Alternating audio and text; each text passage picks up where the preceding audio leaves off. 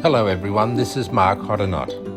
I recently had a chat with Stephen about current matters going on for him and spent quite a lot of time talking about the recent passing of our dear friend Jason Vilums. I hope you enjoy the discussion.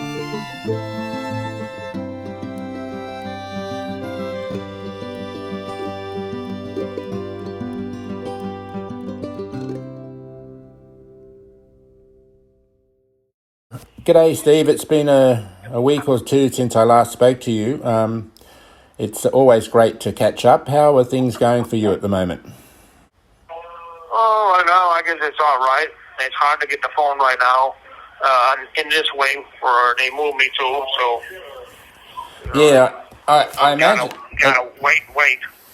I guess it's tricky, even though you're in prison, which is hardly the nicest place to be, but, you still have your own little creature comforts in your own normal room, so to be moved must be a pretty traumatic thing to happen. It's always a change when you have to move, Yeah. But, now I'm facing the inside, so before I was facing outside. Oh, okay. So... Yeah. A lot of... I'm sure most people like me who don't have to put up with what you have to put up sort of forget about the little things that matter, your creature comforts, where your stuff is, where things are. That changes can upset your life, right? Yeah. Nothing's always the same. Yeah. Well, mate, you would have an encyclopedia of stories to tell about that after being inside for 36 years or so. I think I'll put in an advanced order for your book. Is that all right? So I'll certainly be buying a copy of that.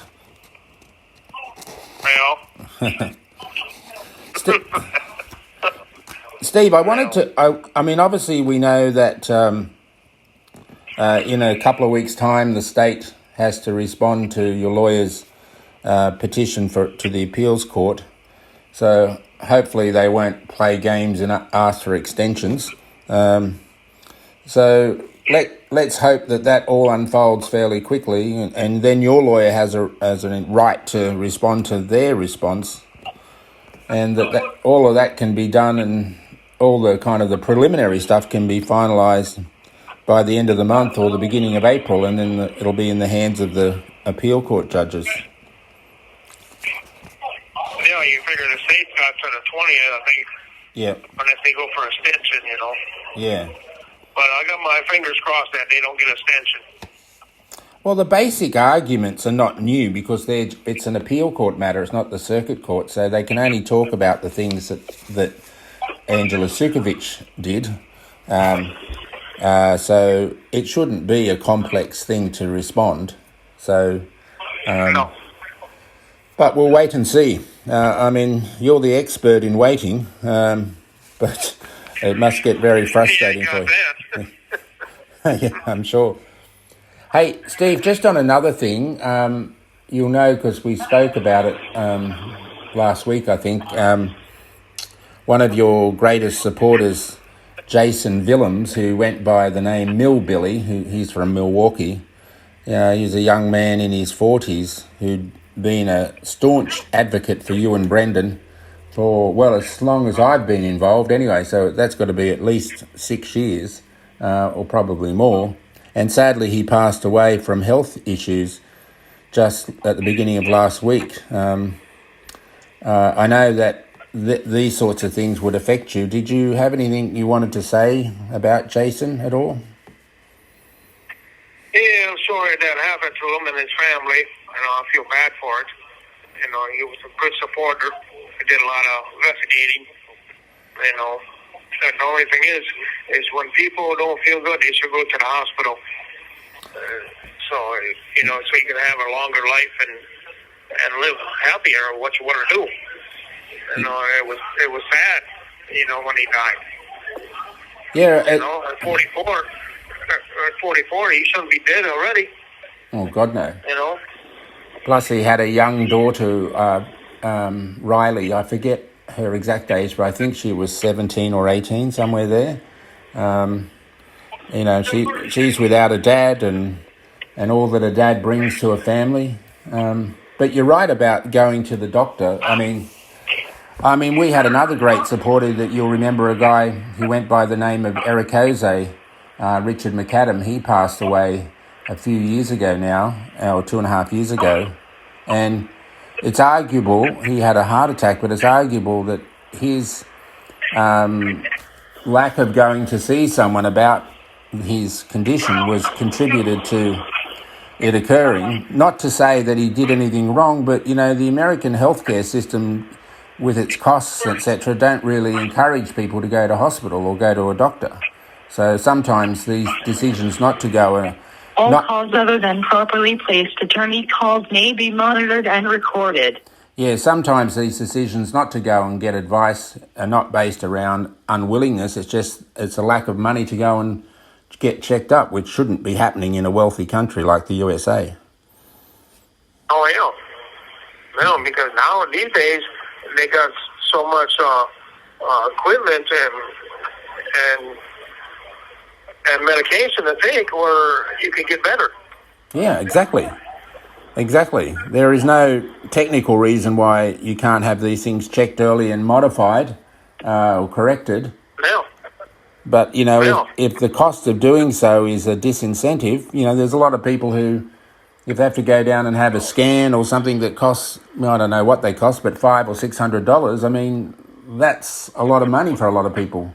And they'll often say to themselves, "Oh, I'm all right, you know, I'll be okay." That's not a good approach. No. Yeah. Everything is so high, they shouldn't be that high. No, I could talk to you for 3 hours about that issue, and if you're comparing how things are in the United States in the healthcare systems when compared to other similar countries around the world, you'd be shocked. The American system is designed to enrich the medical profession, whether it's doctors, specialists, hospitals, pharmaceutical companies, to the detriment of the citizens. And just to give you one example, if you go and see a general practitioner in the US, it's about 5 or 6 times more expensive than you would if you went to see a general practitioner in Australia, right? And there's general practitioners in Australia make good money, don't get me wrong. It's just that the ones in the US make ridiculous amounts of money. Yeah. Well, and they make too much money for that little work of what they do. Well, you know, if you live in a wealthy country, which the US is, one of the basic things the government should be able to provide you is an affordable healthcare system. So, where none of us are anybody without good health, right? So that should be a really fundamental right to have an affordable healthcare system. That's what you want governments to spend their taxes on. So, yeah. Well, the state gets a lot of money, you know. Even these officers, they sit in the office and they're making $33 an hour. Yeah. You know, put half of that money into the schools and medical. Yeah. Yeah. You know, instead of giving it to the correction department, where it's so corrupt. Well, and, you know, another comparison, you've got 5 times the number per head of population of people in prison in your country than you do have in Great Britain or Australia, right? The US is the most incarcerated country in the whole world. More people per head of population in prison in the US than any other place in the world. That's a business, right? Oh, yeah. It's all corrupt. Yeah. Business shouldn't be like that. It should be rehabilitation, but it ain't. Correct. Yeah. They're out for themselves. My estimate, Steve, quite apart from the wrongfully convicted people like yourself, there's probably about a third of the people in US prisons that shouldn't be there, not because they didn't commit a crime, I'm not saying that, but putting them in prison doesn't help anything, right? They shouldn't be there. Well, you take them out of the economy, they spend $40,000 a year keeping them in prison, and you take them away from their families and their economic support of their families. So it's just the wrong methodology for a lot of prisoners. So, 1 minute remaining. oh God, there you go. Sorry, I got on my soapbox and the time passed. So, yeah. No. So, Steve, I'll just finish off by telling you once again that Jason, our friend Milbillie, he's having his funeral service this week. I know your thoughts will be with him, and it just goes to show how much people do support you. Oh, yeah. I thank for everybody who supports me and investigates a lot. Yeah. Good people. Really, really good people. Basic people, right? Yeah. Yeah, it's my big family. Exactly. Yeah. Yeah. Well, you take care, my friend. Yeah, you too. We'll talk again soon. Yeah, when I get a chance, I'll call again. Okay. Behave yourself. Yeah. Yeah, you have a good one. Thanks, Stevie.